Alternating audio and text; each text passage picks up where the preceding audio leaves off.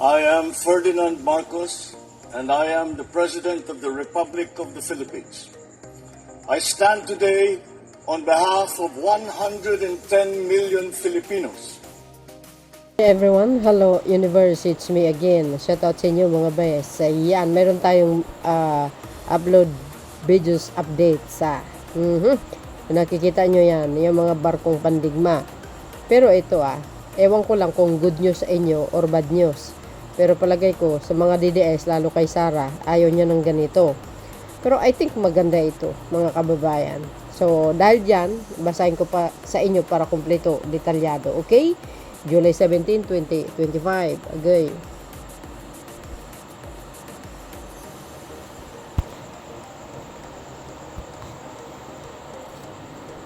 Sabi po dito ng Abante TNT mga beswa, US Navy magtatayo ng boat maintenance facility sa Palawan. So yun guys, ano po ang kapalagayan niya? Agree kayo? Or hindi kayo agree?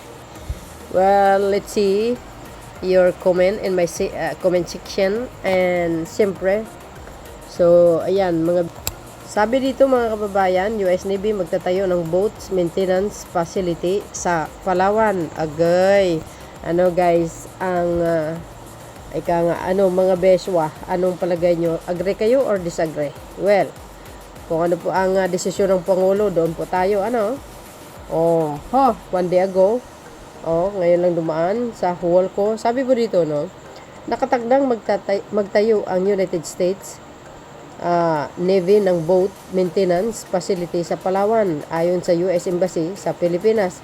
Di ba maganda yan? Di ba? Maganda naman talaga yan. Malaki ang pakinabang natin dyan. Kung sila po ay magpatayo ng ganyan alam mo naman, high-tech din ng Amerika Hindi naman basta-basta ang kanilang mga ginagawang mga equipment, Yung mga barkong pandigma, lahat-lahat. Well, ako, kung maganda, nakakatulong sa atin, why not, di ba? Sinabi ng embahada na ang US Naval Facilities Engineering System Command noong Hulyo 7 ay naglabas ng public solicitation para sa disenyo at pagtatayo ng bagong pasilidad sa Naval Detachment Oyster Bay. Goes. Hindi kaya magre-react ang China na naman? Alam niyo ang China guys, parang laging nagre-react yung pakikipagtungo natin sa Amerika, yung pagtayo ng EDCA, nagre-react sila. Feeling mo feeling mo pag-aari nilang Pilipinas parang wala tayong karapatan na magdesisyon. Lagi talaga sila nagre-react. Ewan ko ba kung anong nangyayari sa mga salot na yan.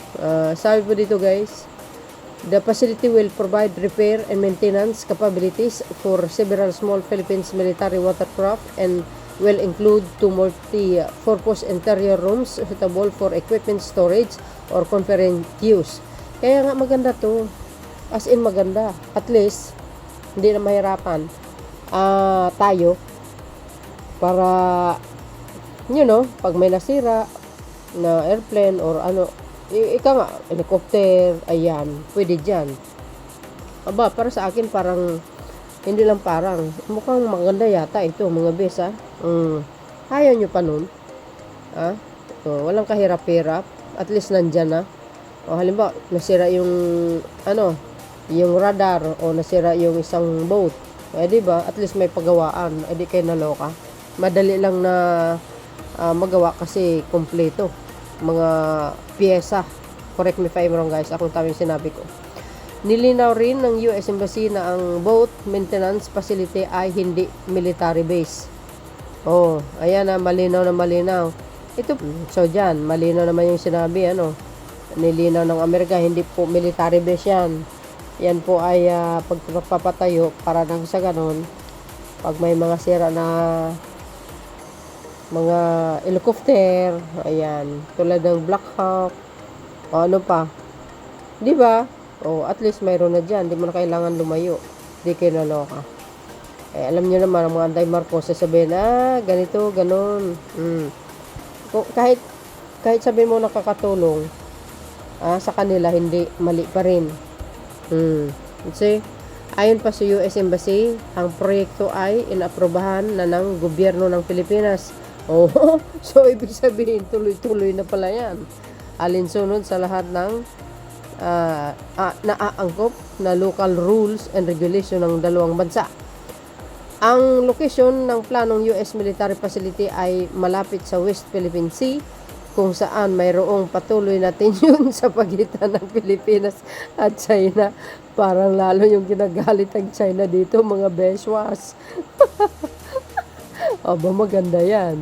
Hindi, ito malaking maitulong ito sa atin. Not only sa atin, of course sa Amerika din, kasi mayroon silang base dito, di ba? Pag nasira yung mga ano nila kaya, halimbawa masira yung mga 6x o yung mga ibang helicopter nila, ay pwede nila ipagawa diyan, di ba? Oh, for sure may bayad yan. Hindi libre kasi sabi niya, di ba? Hindi naman pang military base yan. Oh, wow. So, matik na po. Papagawa na pala sila diyan kasi tapos na po ang usapan ng Pilipinas at saka ang Amerika. Ay, pero sa akin parang hindi lang parang agree ako dito kasi kailangan po natin yan eh. Oh, pag nasirang isa sa mga dagat pandigma natin, at least mayroon tayong paggawaan, pero may bayad yata tayo talaga. May bayad diyan, di ba? Negosyo yan eh, mga beswa. Oh, ano po ang masasabi nyo dito? For sure, dahil na-aprobahan ng Pilipinas yan, well, agree ako. Maganda naman yan. For the first time, ngayon lang tayo for the first time, ngayon lang nangyari ito. At least, mga beswa, maganda. Baka magbibinta pa sila ng mga pyesa or pag binili mo yun, may pagkamahal siguro yan, Oh, di ba? Negosyo yan eh. So maganda yan. Para sa akin maganda. Nasira yan. Halimbawa, natanggal ang gulong. Hindi, wala yatang gulong yan. O kaya yung radar niya sa taas, nasira. At least, mayroon siyang, pwede siyang ipagawa dahil mayroon niyang yung proyekto na yan na boat maintenance facility sa Palawan na itatayo ng Amerika. Di ba maganda yan? So yung guys, ang aking pinaka-latest updates. Thank you for watching. Ang komento nyo dito. Bye. Yan, babus. God bless Philippines.